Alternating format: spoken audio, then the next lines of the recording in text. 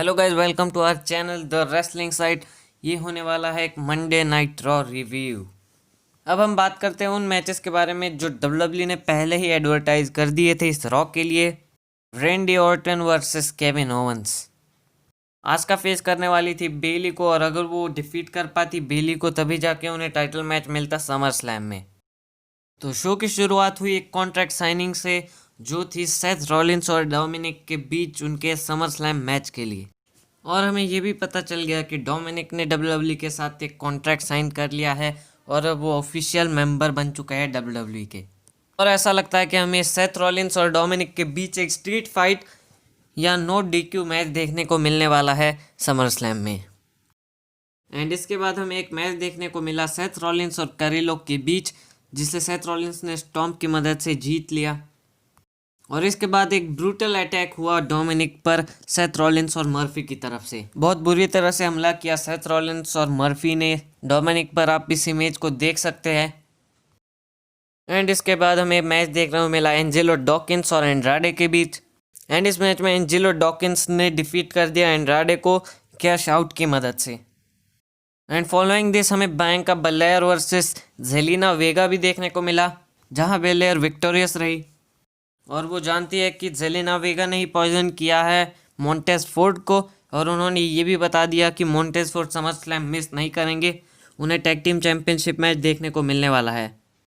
और अब next match था अपोलो क्रूज और शेल्टन बेंजामिन के बीच, जहां शेल्टन बेंजामिन ने डिफीट कर दिया United states champion Apollo Crews को बॉबी लैशली के डिस्ट्रैक्शन की मदद से।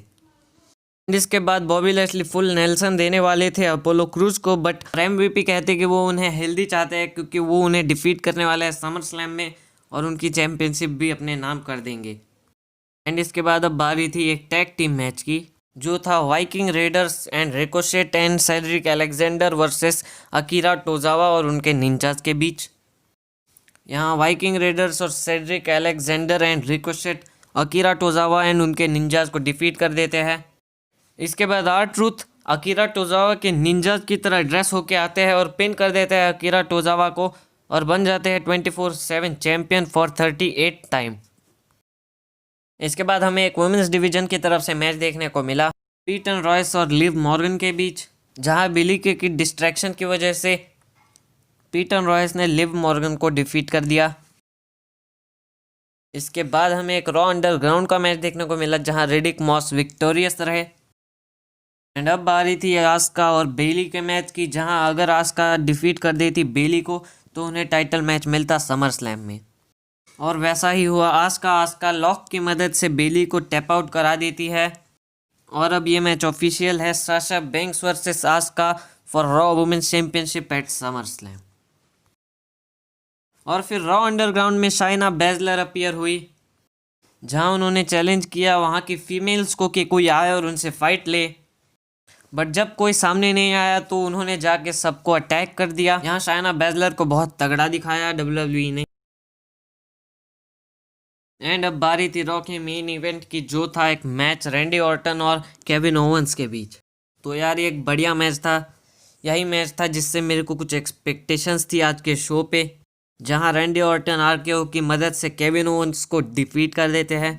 तो इसके बाद मैं एक्सपेक्ट कर रहा था कि ड्रू मैकिंटायर यहाँ आएंगे और रैंडी ऑर्टन को क्लेमोर देंगे, बट ऐसा नहीं हुआ।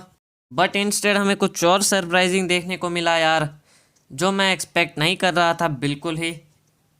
यहाँ रैंडी ऑर्टन रिक फ्लेयर के बारे में बहुत कुछ कहते हैं। वो बताते हैं कि वो पहले बहुत रिस्पेक्ट करते थे रिक फ्लेयर को, बट अब चीज़ें वैसी नहीं रही है। रिक फ्लेयर पहले जैसे नहीं है और वो अब रिस्पेक्ट नहीं करते हैं रिक फ्लेयर को। रैंडी ऑर्टन ये सब बताते हैं, उन्हें यूज़ कर रहे हैं रैंडी ऑर्टन को सिर्फ स्पॉटलाइट में रहने के लिए, और वो कहते हैं कि उन्हें अब रिक फ्लेयर की ज़रूरत नहीं है। At some point Randy Orton बहुत ही पर्सनल हो जाते हैं जब वो रिक फ्लेयर के लेट सन के बारे में बात कह देते हैं कुछ। ये देख के रिक फ्लेयर बहुत ही इमोशनल हो जाते हैं और वो कहते हैं कि वो रैंडी ऑर्टन को आगे बढ़ते हुए देखना चाहते हैं। वो कहते हैं कि वो चाहते हैं Randy Orton 15 time 16 time 17 time world champion बने और उनका रिकॉर्ड तोड़े। वो कहते हैं कि वो ये नहीं चाहते कि जॉन सीना उनका रिकॉर्ड तोड़े, बल्कि वो चाहते हैं कि रैंडी ऑर्टन उनका रिकॉर्ड तोड़े। इन बातों को सुनकर रैंडी ऑर्टन उन्हें हक करते हैं बट इसी के बाद रैंडी ऑर्टन लो ब्लो दे देता है रिक फ्लेयर को। एंड इसके बाद रैंडी ऑर्टन एक पंच किक डिलीवर कर देता है रिक फ्लेयर पर, जिसके बाद ड्रू मैकिंटायर बहुत गुस्से में आते हैं रिंग में, बट रैंडी ऑर्टन वहाँ से चले जाते हैं।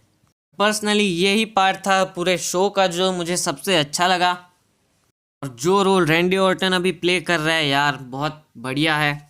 तो अब तो मैं इस मैच के लिए और भी ज़्यादा एक्साइटेड हो चुका हूँ, और मैं जानता हूँ आप भी है। तो ये वीडियो बस यहीं तक था, अब आपकी बारी, आप हमें कमेंट करके बताएं आपके ओपिनियंस आज की रॉ पर।